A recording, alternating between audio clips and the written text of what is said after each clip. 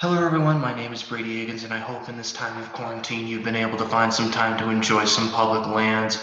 I hope you're all remembering to stay 6 feet apart from each other. And another thing I hope you're staying 6 feet apart from is cheatgrass, which is the subject of this presentation, a bioassay of cheatgrass seedling viability and management here in Gunnison, Colorado. A bit of an introduction to cheatgrass is it's an exotic winter annual, and in the time since its accidental introduction sometime in the 19th century, this exotic has carved a path of invasion across the United States. Millions of acres of land have been consumed and dominated by cheatgrass.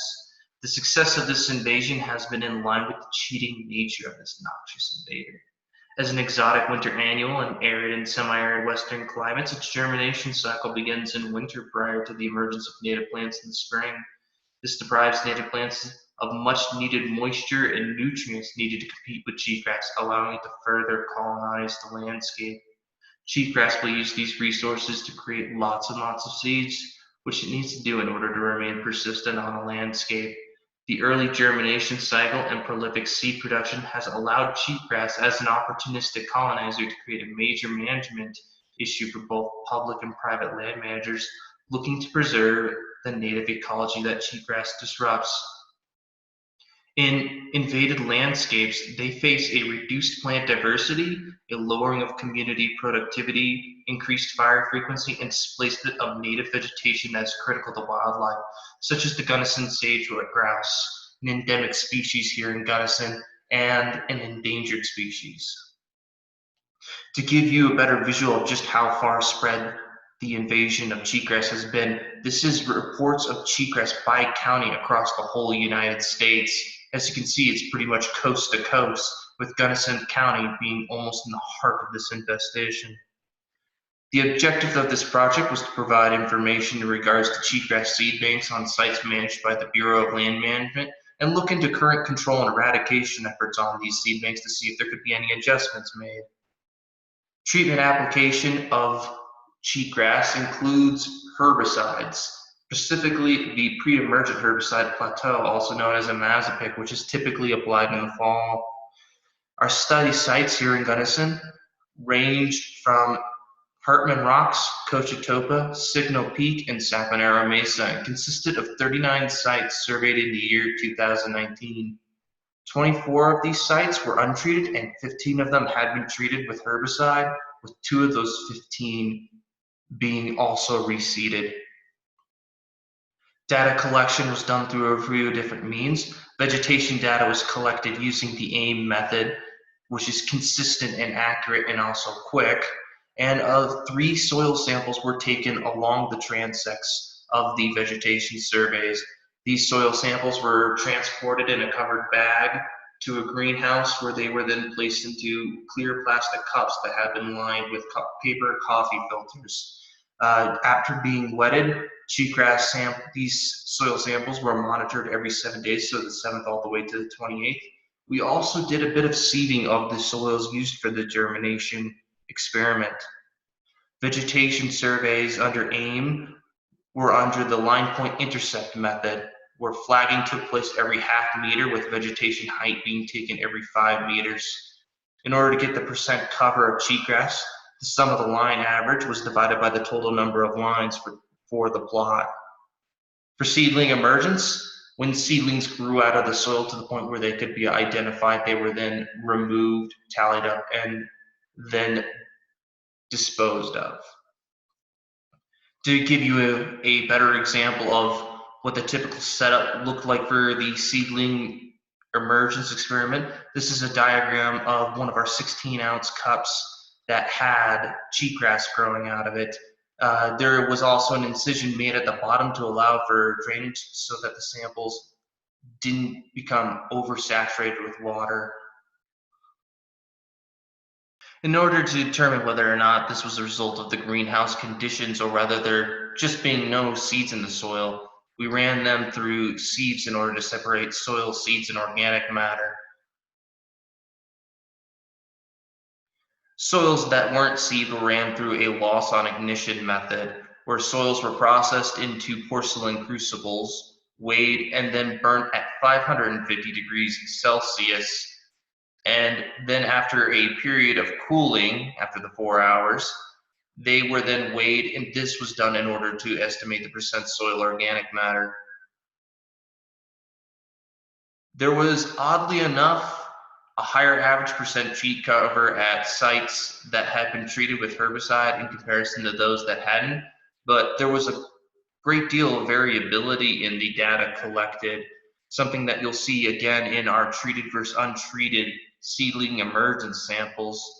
This time, though, we had fewer cheatgrass growing from the treated soils and more in the untreated. However, again, a lot of variability. There was also quite a bit of variability in the soils that we took from both treated and untreated sites and burned through the loss on ignition method. There was less percent soil organic matter in sites that had been treated with herbicide, but more soil organic matter in those that hadn't.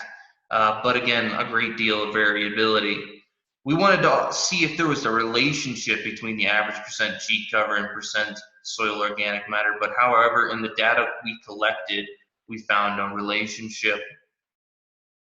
Emergence results did show a reduction in the number of cheatgrass seedlings emerging from treated soils, which is a bit in line with the current literature available on the effects of plateau on cheatgrass seedling densities.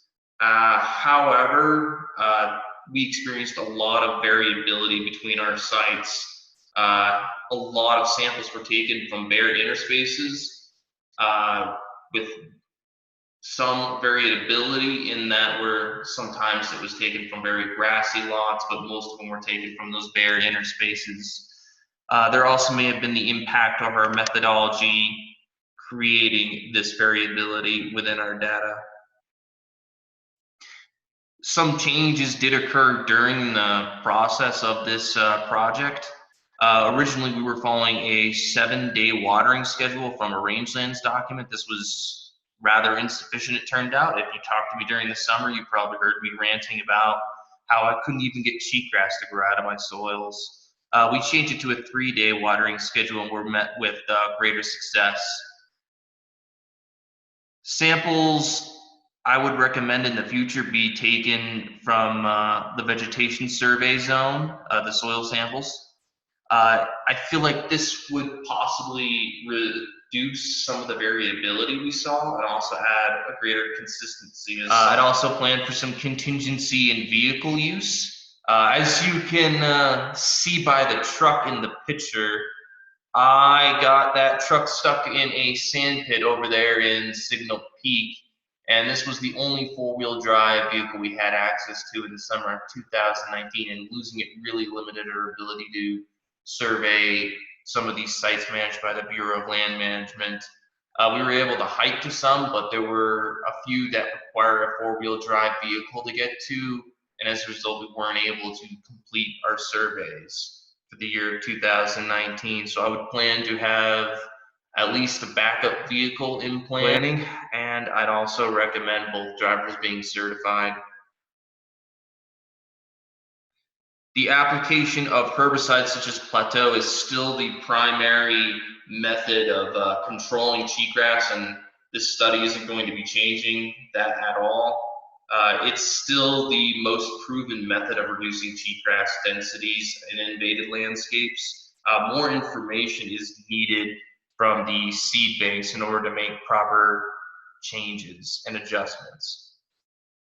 I'd like to take this time to acknowledge Dr. Jenny DeMarco, my advisor for this project. I'd also like to thank Dr. Robin Bingham for helping me work through some of my methodology when Dr. DeMarco was away in Siberia. I'd also like to thank Rachel Miller and the Bureau of Land Management, my project sponsors.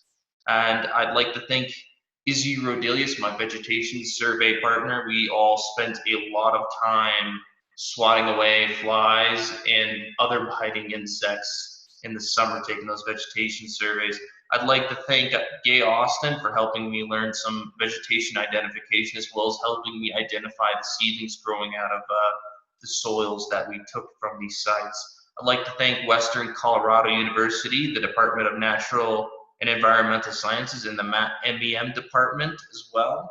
for helping me work through this project and keeping me going. I'd also like to thank the Gunnison Sagebrush Ecosystem Alliance. If you hate cheatgrass and want to see it removed from the valley, sit in with this group, talk to them. They'll talk all about how much they want to kill cheatgrass. Thank you.